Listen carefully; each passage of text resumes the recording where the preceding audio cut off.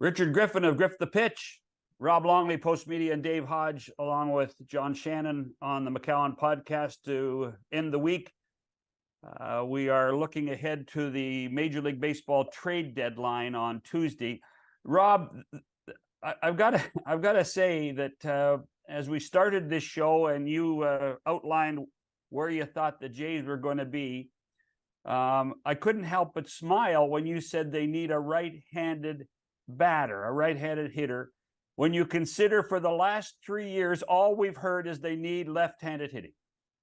And I mean, this is kind of a juxtaposition of where we thought they would be, or is this just the fact that George Springer has not been able to fulfill what he was supposed to do, and now he's in a bad slump?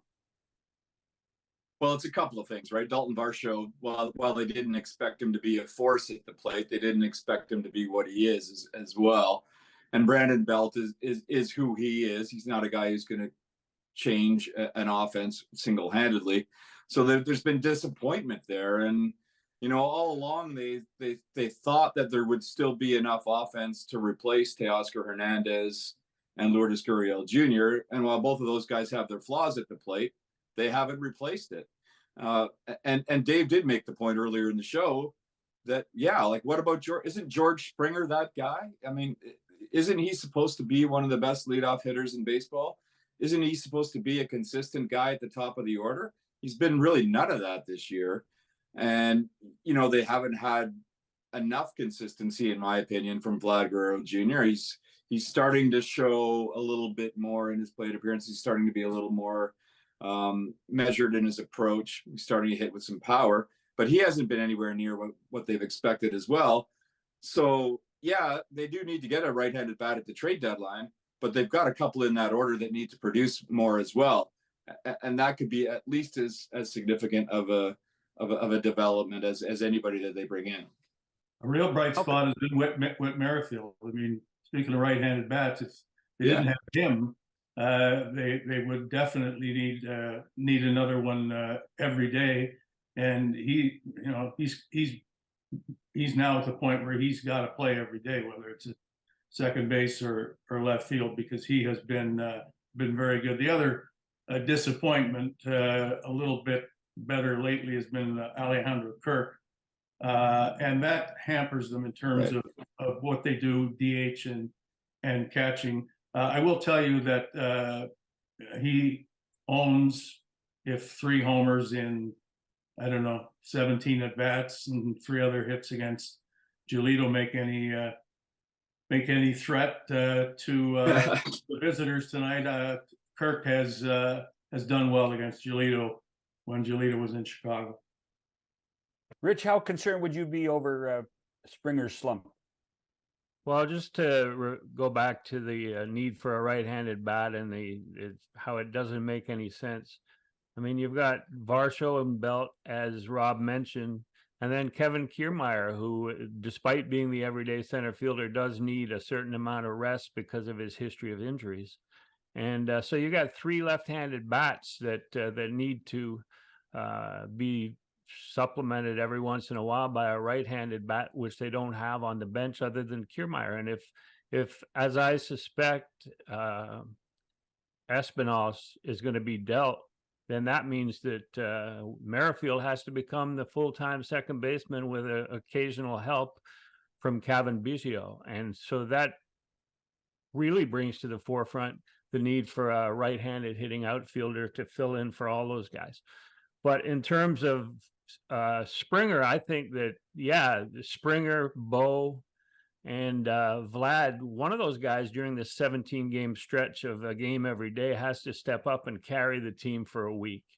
And I think that Springer needs to be moved out of the leadoff spot. I think that Springer down in the middle of the order, maybe 5th or 6th in the batting order, would take some of the pressure off him. Merrifield is swinging the bat so well and is going to play every day that you could have a batting order of Merrifield, Vlad, Bo, Chapman, and then you get into the other guys at that point, and you leave Kiermaier down in the 9 hole so that he can get on base and into scoring position for the top of the order. But I think that Springer's lack of on base percentage, especially as a leadoff guy, is hurting this team.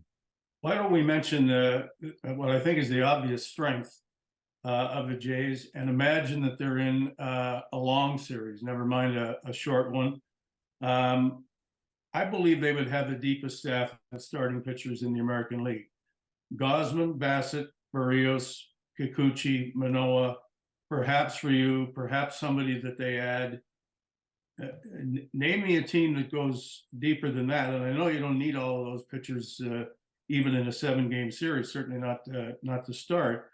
But I don't see another team that can line up pitchers like that. I think that the strength of the starting staff, and you point out that the strength of the team is the starting staff, and the strength of the starting staff is the durability and the ability to take the ball every 5th day. And it seems like the Jays reached out and brought in pitchers who had a history, a track record of being durable. And once you get, I mean, we're looking ahead now 2 months, and there's no question, Dave, that that all of those guys should be available. And to me, Kikuchi would be a guy that you could push back into a bullpen role, 2 or 3 inning bullpen role, which is also valuable in the postseason where everybody goes 4 or 5 innings. Ryu would be impossible to be a bullpen guy because he needs the day before to start getting ready for his start. So imagine if you're asking him to come out of the bullpen, how impossible that would be. Yeah, Rob's seen that bit before where he goes to the ballpark the day before, studies video, he gets stretched out, he has his own trainer who stretches him out, and like it's crazy. So he's not an option for a bullpen, but Kikuchi to me could be a secret weapon out there. Hey, Rob, I gotta note that Dave put Alek Manoah way down in that rotation list when you consider where he was supposed to start this season. Can we figure out where Manoah is in his, I don't want to call it his rehab, but his return? Do we know what's there yet? No, we have no idea, and that's why Dave put him there. That's where he has to be right now. You look at his 3 games back. His first start against Detroit was decent, but it was against the Tigers. Second start, he got blew up. His third start, he looked strong again, but with some flaws. I hate to use the cliche, but he's very much a work in progress. And we're probably not going to know for sure until he gets 2 or 3 more starts in him.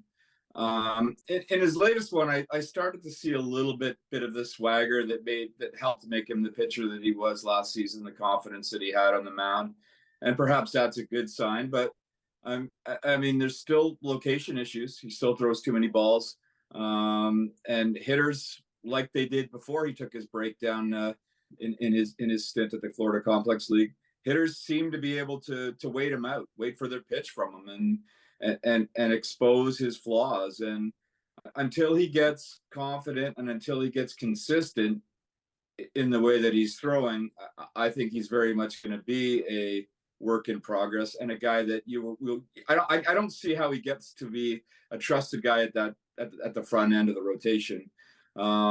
Right now, he's adding important depth, especially over this stretch with no off days, and when we get Ryu back. But we're still going to see a fair bit more from Alek Manoah before we want to consider him a guy that you would use, never mind in a short series, but even in a longer playoff series. I don't know, Rich. I got to tell you, when Rob says work in progress, and you guys talk about how important, August is, and then and against your own division foes, that's a bit of a concern for me. Well, Griff's the Pitch has a tremendous takeout on Alek Manoah. Talked to him on the last homestand before his last start, and he says all the right things. And you look him in the eye, and it looks like he believes what he's talking about.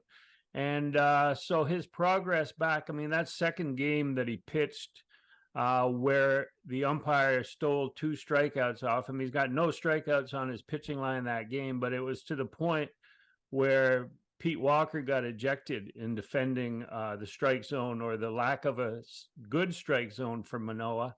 Then he turned around against a team, Seattle, that is notorious for swing and miss, and he got about 20 swings and misses, most on his slider. So if you're looking for an instant feedback on his demotion to the lowest level of the minor league system and then building his way back up. You're not going to get it before the end of this 17-game stretch when he has 3 more starts under his belt. So, if you believe in him, you believe in him. If you don't, you don't. But the proof will be in his next 3 starts.